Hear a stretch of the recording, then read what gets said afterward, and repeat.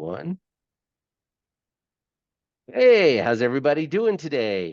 I'd like to welcome you all back for our next episode of Coffee Talk with Brohawk. And today I have the amazingly awesome Sheri Kendall joining me today. And Sheri, I cannot thank you enough for taking time out of your busy schedule to be a guest on Coffee Talk with Brohawk. And you know, I can't imagine that people don't know who you are, but for those viewers who may not know you or know a lot about you, can you tell our viewers a little bit about yourself and what are you up to these days?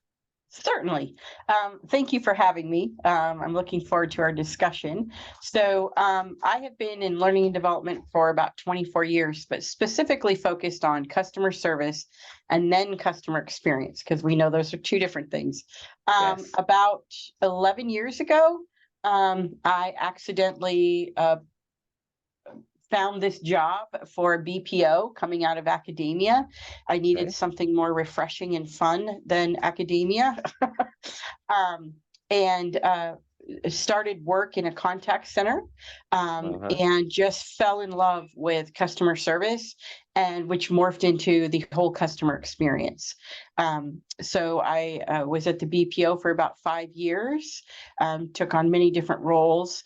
Um, Met my best friend at work, which I know we'll talk about in a bit, Jeremy Watkin, who believed in me and helped me propel my career in a different way, and with blogs and webinars and consulting and things. Since I've been at Wayfair, I was part of the first wave of the great tech layoffs of 2023 in January, and now I'm working with 24 Hour Fitness and their learning and development, also consulting and writing. I'm getting back into that space as well. Excellent. You do not stay unbusy at any point in time, do No, you? no, no. During the pandemic, I forgot to mention that I did get certified in psychological safety. I know we'll talk about that in a moment. And then most recently, certification in KCS, so knowledge management. Anyone in learning and development, in my opinion, should understand how we capture knowledge and make it searchable and easy to use and all of those things. So I'm always finding You something to do. I love it. I've talked to some folks at JD Power, and one of the things that they say is knowledge is um, knowledge of the representative is one of those top three um, contributing factors to customer satisfaction. Um, Yeah. and if the if the if the rep does not come off knowledgeable, Hmm. then that impacts the whole CSAT score at Oh, a yes. at an alarming rate. So I completely agree with you, and I love the fact that you brought in the fact that knowledge management is getting certified in knowledge management is so mission critical these days. Um, Yep. so hats off to you. Um, we one of the reasons why I wanted to speak and wanted to have this conversation with you is I've seen a lot of stuff that you've written and a lot of it, and I've seen some of the podcasts that you've participated in, and we've I'd say we've circled in the same circles for a number of years now, and one of the topics that seems to get a lot of traction for you is the whole topic of psychological safety. Mhm. Um, what does the term psychological safety in the workplace mean to you? Um, so that is a great question. And it starts at the basic level of, do I feel that I belong here? And am I valued? Am I trusted? It has to start there, right? That I can show up as who I am each and every day, both in the way I look, um, and in my beliefs, and Mhm. how I'm feeling that day, right? So can I show up and be authentically myself in all of those ways?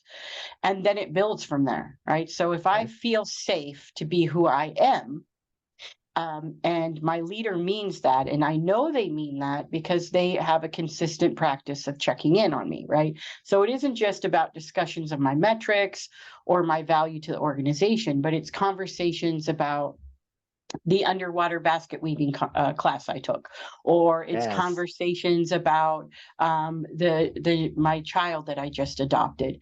So it's conversations about who I am as a human being.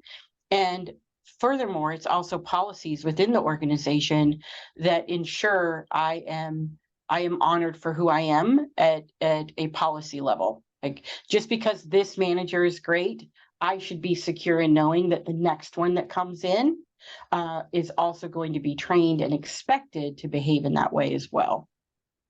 I love it. Um, you know, and those employees that don't feel a sense of psychological safety, they got choices. Yes, they Um, do. They do you have know, choices. um, Yeah. and One of the projects that I took on in that year as I was searching for employment was with a local healthcare organization, and they wanted me to come in and fix a lot of things. And they had me start with their entry level laboratory folks. Right. I know that you should be starting at the top, but that's not what they were ready to do. They were ready for me to come in at that level. And so I took a new approach, and I started introducing psychological safety to this group of folks, this group of humans, and asked them to take responsibility for what they could take responsibility for. yes, And they made such impactful changes that I was then hired for senior leadership. Then they were like, oh, you do need to come in and talk to our leaders. This is I impactful. love it. Yeah. Yes. Well, once people see, the impact that the work that you've done and the work that you talk about, once they see the impact that it has, um, it's amazing how much you start seeing light bulbs going off and lights turning on and whatnot. Um, so, um, what one of the so you've had the privilege, the opportunity um, to work with and see a lot of different employers. What are some recommendations that you would have um, for employers to create a psychologically safe workplace? Um, well, I think one of the first things is to look at policies, right? Do you have Okay. policies in place that create a safe place for your employees to be? And so, as I was looking at your questions and I was thinking, it's going to sound silly perhaps, but one of the most recent observations I've had about psychological safety is at Ross Dress for Less. Okay. And there is an individual there that is clearly safe to show up the way in which they present to the world. Mm-hmm. Um, I know just 5 years ago, none of that would have been acceptable. Maybe even 3 years ago, Okay. none of that would have been acceptable. And here he is, or they, excuse me, they Yeah. show up just as they are each and every day at work. There isn't a policy that gets in the way of them demonstrating who they are. Yes. So the first step is looking at policies, looking at your hiring practices. Who are you hiring? And then what are you Hmm. expecting from leadership? Are you requiring them to create a psychologically safe environment? And are they psychologically safe as well? Yeah. And I guess the term authenticity, plays a lot into um, um, psychological safety. Um, one, you as an employer, are you comfortable with people being their authentic self? Um, and if you're not, then understand why it is that you're not comfortable. Do you think that plays a little bit into it? Um, Oh, yeah. I mean, that plays into the workplace? you definitely should be questioning what is making you comfortable and uncomfortable, always, Yeah, especially if you're in leadership. yeah. Why are you concerned with the amount of tattoos somebody has, or the gender somebody presents as? Hmm. If these things are making you uncomfortable, that's inside work. that you would Yes. need to address, right? And when I hold leadership development sessions, one of the things we talk about is there is a lot of inside work to do to be an effective leader. I can teach you time management, team management, all of these things, right? Leadership Mm-hmm. principles. But if you're not working on the inside stuff, you're not going to be effective. Um, Yeah. so I definitely think you should be asking yourself the hard questions. Um, A- and it's so important for leaders um to really take I hate to say it like this, but really take everybody at face value. Um, are they able to is an individual able to go ahead and perform the duties regardless of what their external appearance is? mhm, Um, and if they're able to go ahead um, and be their authentic self, show up, do the job, and probably perform at a very high level mhm, if you allow them to. Um, versus someone that looks the same. A workplace that everybody looks the same and thinks the same and everything. And those just to me they seem to just create the most toxic environments. What do you think about that?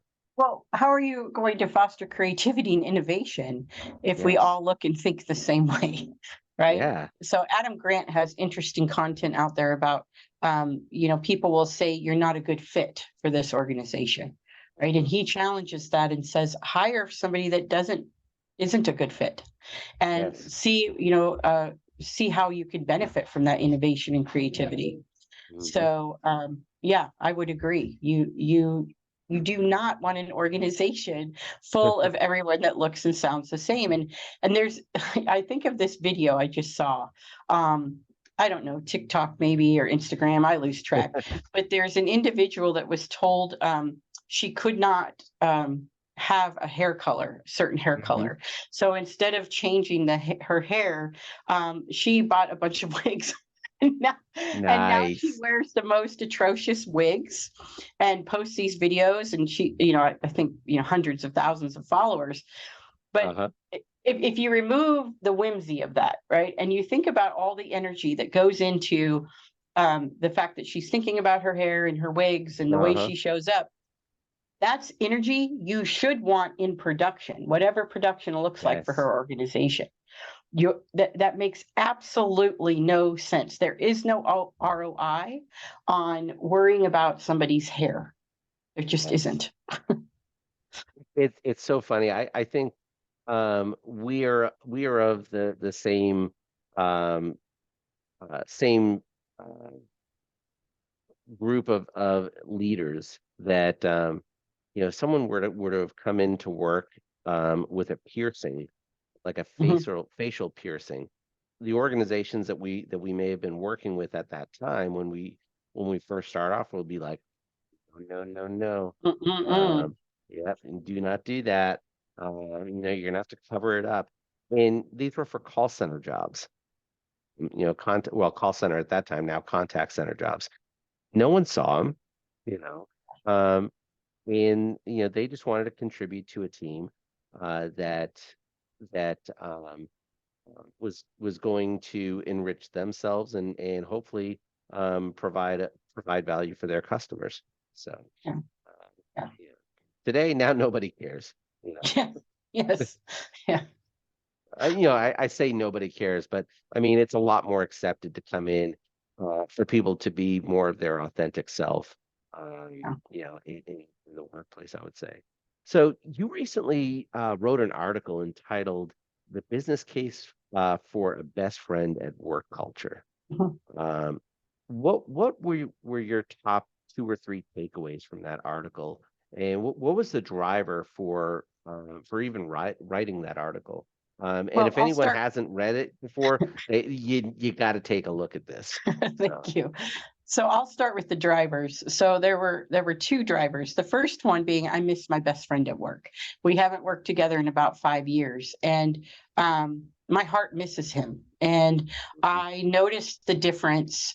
Um, y- uh, Not in my productivity, but I would say my enjoyment of work. mhm, We used to take walks.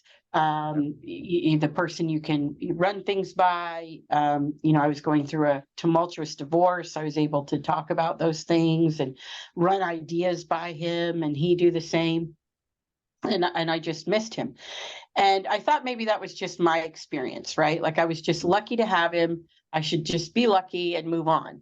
And then when I started at 24, the executive leadership were talking about this new question on Gallup, which was, do you have a best friend at work? And it was making some people cringe. Well, I love to research things. So I thought, well, okay, maybe this wasn't just a Sheri one-off. Yeah. So I go out and I started researching and looking at this whole idea, and it is true. It increases your engagement, your satisfaction, your productivity. Every metric is positively impacted by having a best friend at work. Jeremy and I were lucky in that we just worked well together, and we created that partnership. There needs to be a culture of that at work for an organization to really benefit from it. And especially in a virtual environment, creating a space, making sure, simple things like in my blog post, making sure there's a little bit of time in front of your meeting to talk about all those things that you're interested in or want to try or did try, so people can start to see those similarities and create those friendships.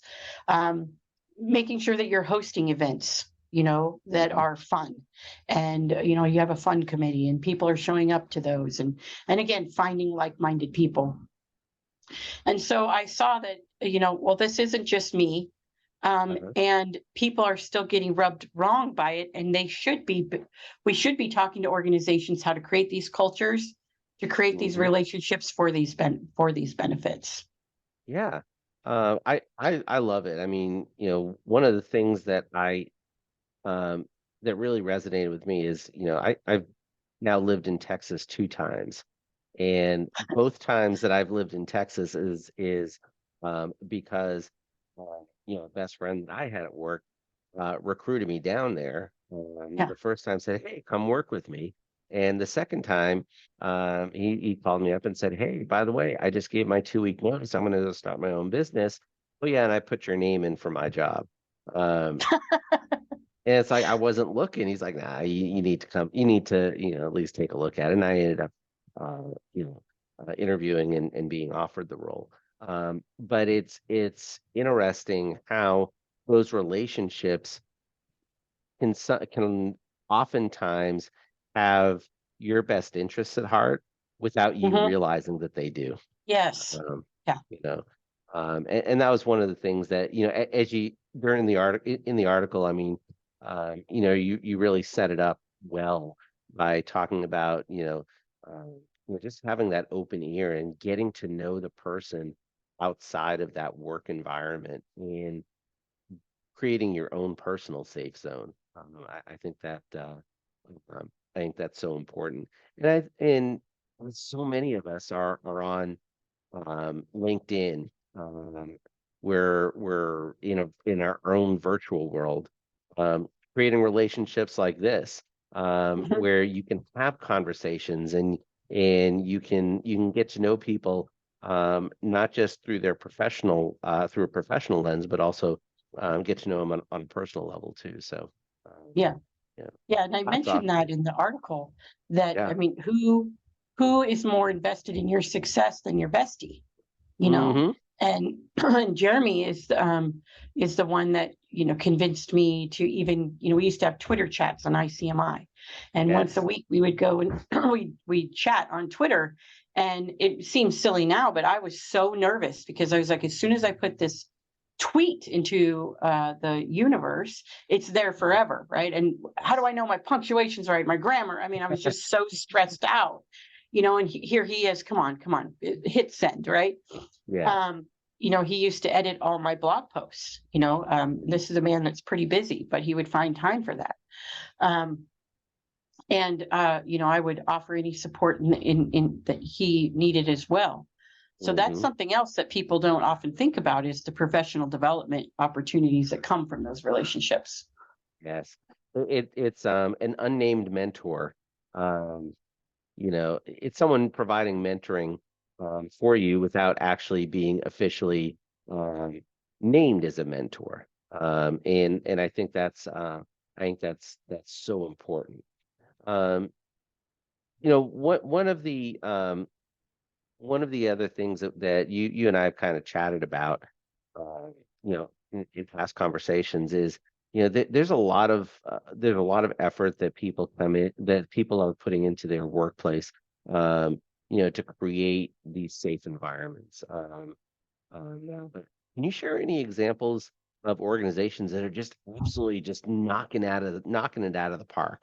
'Cause there's a lot of bad work Yeah. that's being done, but let's focus on the positive and what are some examples that you might have without you don't necessarily have to name the companies or the organizations, but what are some of the shining examples of a psychologically safe environment? Well, I saw that on the question list, so I started Googling, of course, Uh-huh. and started thinking, Yes. Who is doing it right?" And who's doing it really right is our Canadians. Yes. They actually have a yearly psychological safety award ceremony that they do every year. Okay. Um, I wasn't able to find one this side of the border. Uh-huh. I didn't look that hard, but there might be something. Um, but I mean, I really don't have anyone top of mind that's standing out. Okay. And mind you, remember, I don't get out much anymore. I'm a Yes. caregiver for a family member, and I live in a mountain town of 3,000 people. Um, but I would just encourage, when I think about it, I would encourage folks to take responsibility for wherever they're at in that seat in that organization, to figure out how they can create a psychological safe environment for the folks and customers that they work with. And I like the examples that you kind of provided at the beginning of our conversation. Something as simple as um, as giving dedicating 5 minutes or so at the beginning of a meeting, just to see how people are doing or what they're involved in over the weekend, when they're not, in the virtual four walls of the organization. I think things like that are great starting points. Yeah, and I when I started my career, Mhm, single mom, and one of my children has some significant challenges, mhm, and I was always told you need to leave whatever is going on at home at the front door, right? And I can't tell you, I often say that's why it took a long time for my career to take off, is I needed to take care of these other things, and there wasn't any space for me to be a human mhm, Monday through Friday. Since that has changed for me, and it changed when I got into customer service, mhm. um, I have done some of my best work. So it's not just showing, it's important that we talk about outside how I show up, but it's also important that we're making space for people with unique and challenging lives to be seen and heard as well, and to have a space to tell their stories, and to share with others, for sure. I'll share a quick story, Sherry, as well. And I hate talking about myself because this episode is all about you and the work that you do. But I'll share this one because I think it resonates with what you just said. I became a better leader when I learned how to um, coach youth sports effectively. Mm, Uh, yeah. you know, and when I started coaching my sons when they were like 5 and 6 years old, um, I learned how to communicate more effectively and break things down to a Mm-hmm. level that a 5 or 6 year old, would understand it. Not that the people on my work team were 5 or 6 year olds, obviously not, but it showed me that it was the most clear example of uh, how information is being perceived is not always the way it's being received. Um, Yes. and from a training development coaching, just being a good human, perspective, it's so important to put yourself in the seat of the receiver of whatever it is that you're trying to get across to somebody, whether it's a customer or a peer or a direct report, doesn't matter. Um, break it down to the simplest terms, and imagine yourself receiving this. What questions are you going to have? So, Yeah. uh, yeah, I just an interesting when you were mentioning that it just really resonated for me. Um, we have a lot of our industry peers, and we see this on a daily basis. You were impacted this over this past year, um, but a lot of people are being impacted by layoffs or shutdowns Mm. or just their position being eliminated. It's the musical chairs and unfortunately, someone's chair has to be removed.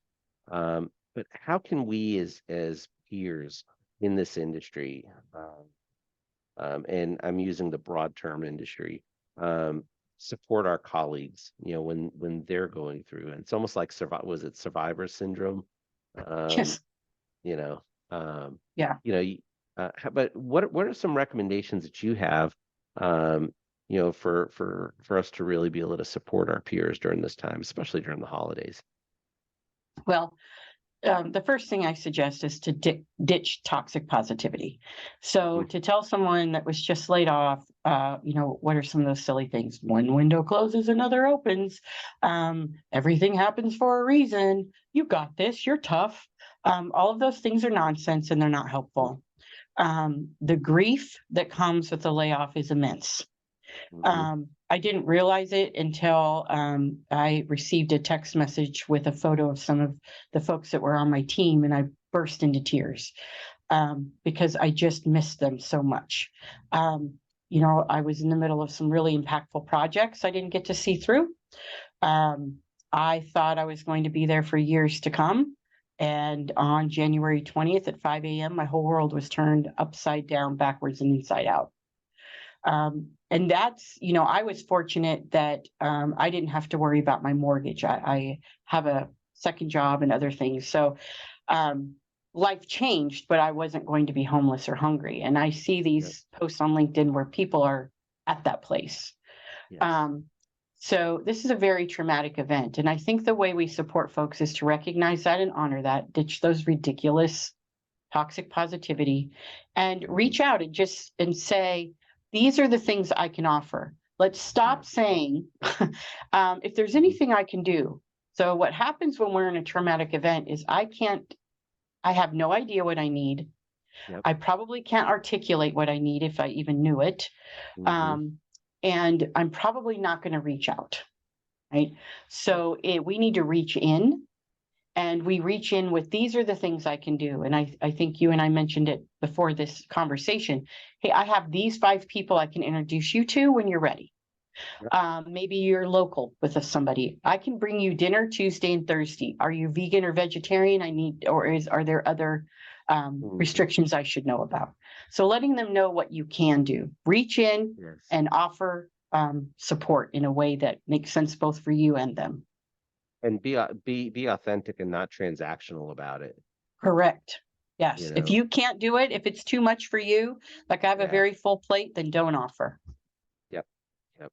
I love those recommendations, and uh, yeah, I think all of us have been guilty of those toxic positivity statements at Mhm. some point in time. Um, Yes. I've done you it know, myself. it, yeah, exactly. And Yeah. we're not saying that it doesn't happen or it's not going to be said, but just be aware of yeah, be aware of the audience that you're speaking to, Yeah. and what they're feeling and what they're going through. Um, and no conversation is always going to be perfect.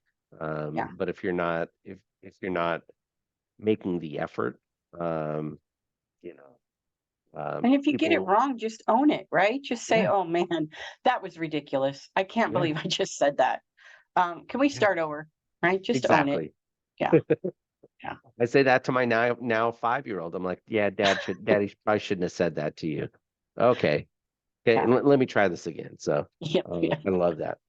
So, both of us have had some really successful careers, I would say. But what do you see as the biggest challenges leaders today face, um, in um, in how they lead teams. And I will never use the word manage in as much as I Mm-mm. can potentially possibly avoid it. It's always about the leader. So, what do you see the biggest challenges leaders in general face today versus what you may have seen early on in your career? Well, I think we mentioned it when we were talking about all the layoffs. We're running very lean. Everywhere is Yeah. running lean. Mm-hmm. And they want more with less. And Yep. we still need to be available to our teams, right? We need to Mhm. be authentic and create those Yes. psychologically safe environments. It's a lot to ask. We're human beings, we're not robots. So, Yes. figuring out the balance and making sure that we're caring for ourselves. um, I I think as leaders, oftentimes, it's all about the hustle, and Mm-hmm. I am grateful that we're starting to call that out. And so you shouldn't just be about the hustle. We need to talk about rest and relaxation as well. That's relatively new, and I can't say that a lot of organizations, if you said to your leader, "Hey, I Uh-huh. don't want to be about the hustle this week. I need some Yes. space." We're still not in a place where that's very acceptable. Mm-hmm. Um, there are some organizations where you can say, I need a mental health day. First of all, I don't think you should ever have to give that much private information to ask to be cared for. But Yes. if your organization requires that, they look at you, what are you talking about? You need to Mm-hmm. rest, right? So Yeah. we need to normalize that conversation as well and say, okay, if you need to rest and rejuvenate, let's look at our project list. Let's look at the calendar and figure out how to make that happen for you. It doesn't have to be either or. An Yes. organization can still excel and still take care of their people. I love that. Um, it's amazing that that's a lesson that I actually learned every time I fly on an airplane. Why do they tell you to put your mask on first before helping others? You know, Yes. if you can't breathe, those around you are going to have difficulty breathing.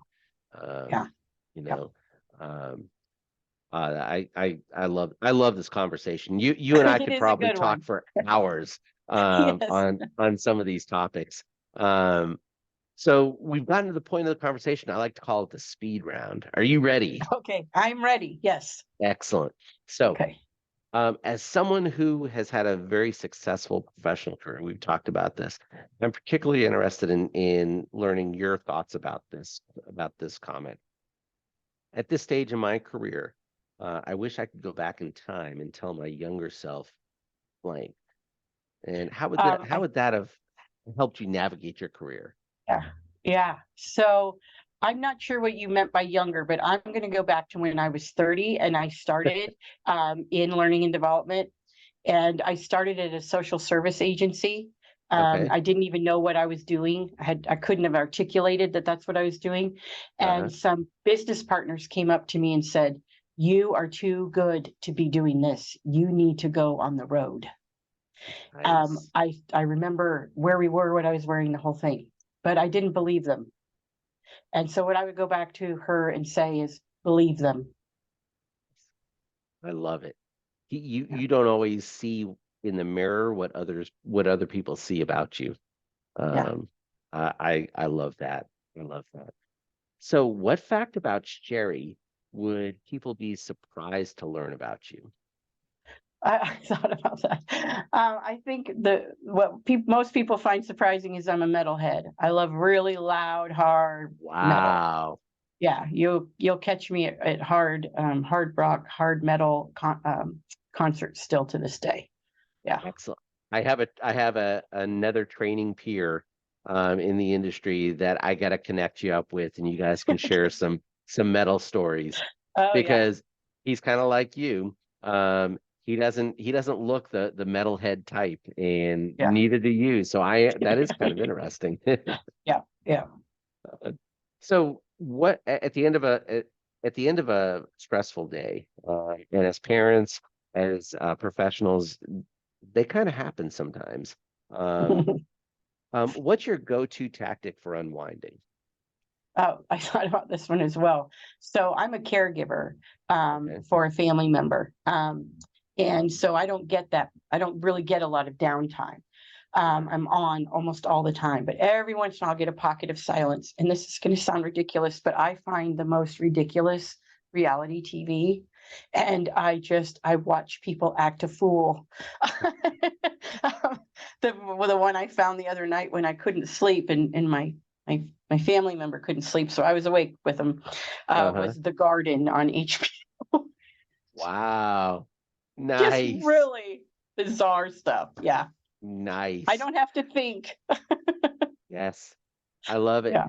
Yeah, for me sometimes I'll get down 2 to 4 hours in a TikTok rabbit hole, watching, kitty videos or something or Yeah. cat Yeah. videos or something. I don't know. Yeah. Yeah. Good stuff.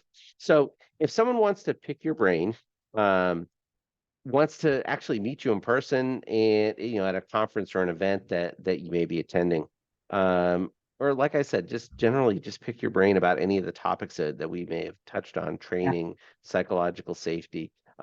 What's the best way to contact you? And if anybody reaches out to me, I'll preface this: if anybody reaches out to me and say, hey, can you do an intro with Sheri? Yeah, done. I love it.